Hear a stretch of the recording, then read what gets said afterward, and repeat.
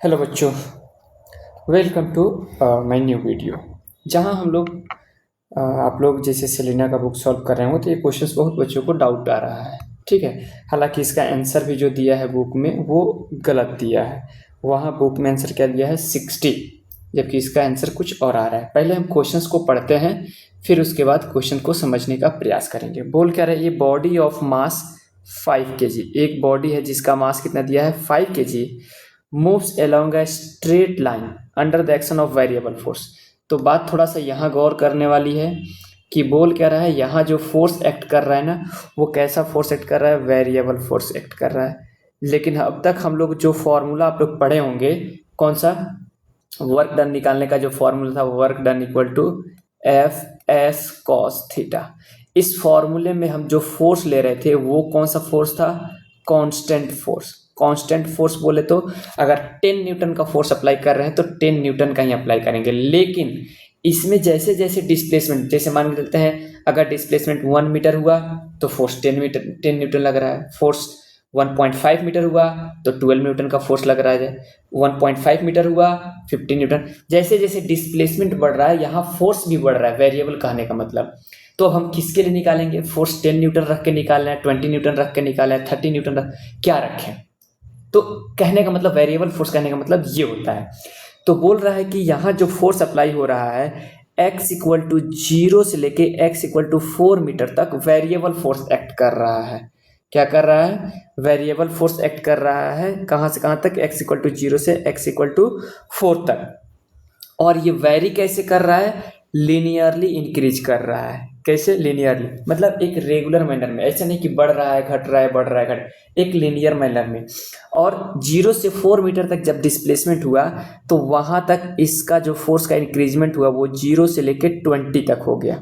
ठीक है, तो इतना क्वेश्चन को सॉल्व करने के लिए हमें लेना होगा किसका, ग्राफ का हेल्प। ठीक है, तो सबसे पहले हम क्या करते हैं, ग्राफ ड्रॉ करते हैं। इसके लिए कौन सा, पोजीशन और फोर्स का ग्राफ। ये ग्राफ हमारा कुछ ऐसे बनेगा। इधर हम ले लेते हैं क्या, पोजीशन जो कि x में है, और इधर हम ले लेते हैं फोर्स जो कि हम न्यूटन में लेंगे। अब कह रहा है यहाँ से जो दोनों 0 0 होगा। अब इधर हमने ले लिया ये 4 मीटर, ये 6 मीटर, ये 8 मीटर, ये 10 मीटर पोजीशन है। जबकि ये क्या बोल रहा है, 0 से स्टार्ट हो रहा है तो फोर्स उसका लीनियरली इंक्रीज कर रहा है 4 मीटर तक, और 4 मीटर तक पहुंचते पहुंचते इसका फोर्स भी इंक्रीज करते होता है 20 न्यूटन। तो यहाँ पे जो ग्राफ जाएगा वो भी लीनियरली इंक्रीज करते जाएगा करते जाएगा करते जाएगा। जब ये 4 मीटर डिस्प्लेसमेंट तक पहुंचेगा उस समय तक फोर्स इसका बढ़ चुका होगा कितना, 20 न्यूटन तक। अब इस केस में वर्क डन निकालने के लिए हमने पढ़ा होगा कि जो फोर्स होता है ना, वर्क डन इस केस में, वेरिएबल फोर्स के केस में कैसे निकालते हैं, वो हम निकालते हैं एरिया अंडर कर्व। तो इस केस में देखो हमारे पास एक रेक्टेंगल बन रहा है, इस रेक्टेंगल का अगर हम एरिया अंडर ग्राफ निकाल दें तो ये हमें दे देगा क्या, वर्क डन। इसके बाद क्या बोला है, थोड़ा सा और आगे क्वेश्चन पढ़ते हैं। तो आगे क्या बोल रहा है देखिए, उसके बाद बोल रहा है from x equal to 4 meter to x equal to 6 meter, यानी 4 मीटर से लेके 6 मीटर तक की बात किया जा रहा है। The motion of body reverse, body का जो मोशन है वो रिवर्स कर दिया गया। While the force act in forward direction, force लग रहा है फॉरवर्ड डायरेक्शन में लेकिन जो मोशन हो रहा है अपोजिट डायरेक्शन में, लेकिन डिस्प्लेसमेंट 4 से 6 हो रहा है। और फोर्स बोला है कि इस केस में जो फोर्स लग रहा है वो कांस्टेंट फोर्स लग रहा है फ्रॉम इतना to motion of body, while the force act in forward direction from x equal to 6 meter to 10 meter force become negative. यहाँ से आने के बाद फॉरवर्ड डायरेक्शन में फोर्स लग रहा है तो यहाँ पे हमारा ग्राफ सीधा चला जाएगा 20 न्यूटन। ये वेरिएबल नहीं बोल रहा है।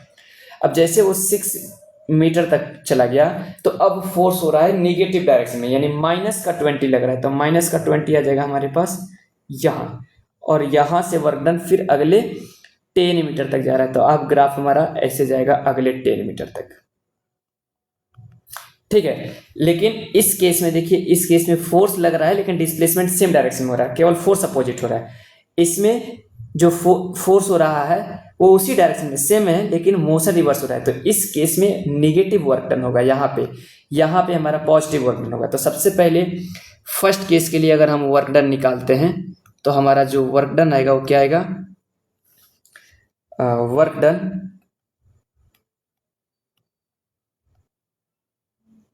Done from x equal to 0 meter to x equal to 4 metre.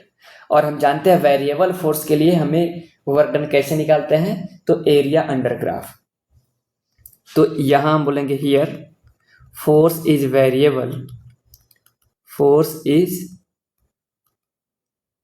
Variable, इसलिए जो वर्क डन होगा, वर्क डन इक्वल टू हो जाएगा एरिया अंडर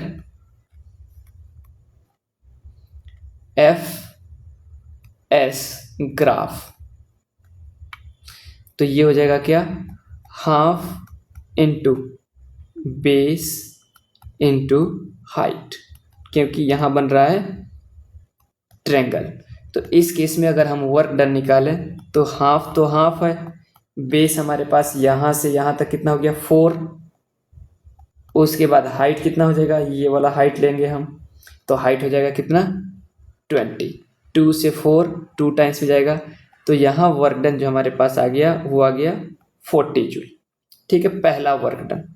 उसी तरह यहाँ हमें निकालना है दूसरा वर्क डन, यहाँ निकालना है तीसरा वर्क डन। तो यहाँ क्या बोल रहा है, अब वर्क डन जो थर्ड वाले केस में यहाँ पे फोर्स है वो कांस्टेंट रख रहा है। तो अब वर्क डन हम निकालेंगे किसके लिए, work done for x equal to 4 meter to x equal to 6 meter. अब यहाँ फोर्स और डिस्प्लेसमेंट दोनों अपोजिट डायरेक्शन में, मोशन रिवर्स हो जा रहा है तो वर्क डन नेगेटिव आएगा। अब फोर्स कांस्टेंट रख रहा है तो यहाँ हम वर्क सेकंड निकालेंगे, इसका फॉर्मूला आ जाएगा Fs cos 180 डिग्री। तो फोर्स हमारे पास लग रहा है कितना न्यूटन का, 20 न्यूटन। डिस्प्लेसमेंट हो रहा है 2 और cos 180 जो हो गया -1। तो यहाँ पे जो वर्क डन होगा वो हो जाएगा हमारा माइनस का 40 जूल। ये हो गया क्या W2। अब 4 6 तक हो गया हमारे पास। अब 6 से लेके 10 तक तो यहाँ फोर्स नेगेटिव डायरेक्शन में लग रहा है जबकि डिस्प्लेसमेंट हो रहा है पॉजिटिव डायरेक्शन में। तो अब वर्क डन हमें निकालना है, नेक्स्ट वर्क डन जो कि हमारे पास होगा क्या, work done from x equal to 6 to x equal to 10 meter. Here the force is in opposite direction, that's why work done 3 will be negative. Work done 3 जो होगा ये हो गया Fs cos 180। तो फोर्स हमारे पास लगा कितना 20 न्यूटन का, इंटू डिस्प्लेसमेंट हुआ कितना 4 -1। तो ये हो जाएगा कितना माइनस का 80 जूल वर्क डन। तो अब टोटल वर्क डन यहाँ पूछा है, calculate the net work done by the force on the body. तो अगर वर्क डन नेट निकालते हैं तो ये हो जाएगा work done 1 plus work done second plus work done third. कितना हो जाएगा हमारे पास, एक है हमारे पास 40 जूल जो कि वेरिएबल फोर्स दे रहा है, दूसरा माइनस का 40 जूल और तीसरा हमारे पास आ रहा है माइनस का 80 जूल। अगर हम सबको सॉल्व करते हैं, सबको अगर हम ऐड कर दें तो हमारे पास जो फाइनल आंसर आएगा, ये -40 से तो -40 चला जाएगा, तो -80 जूल जो हमारा वर्क डन आएगा, नेट वर्क डन ये होगा। समझ में आया? अगर आपको समझ में आया हो तो वीडियो को लाइक करें और चैनल को सब्सक्राइब कर दें। Thank you.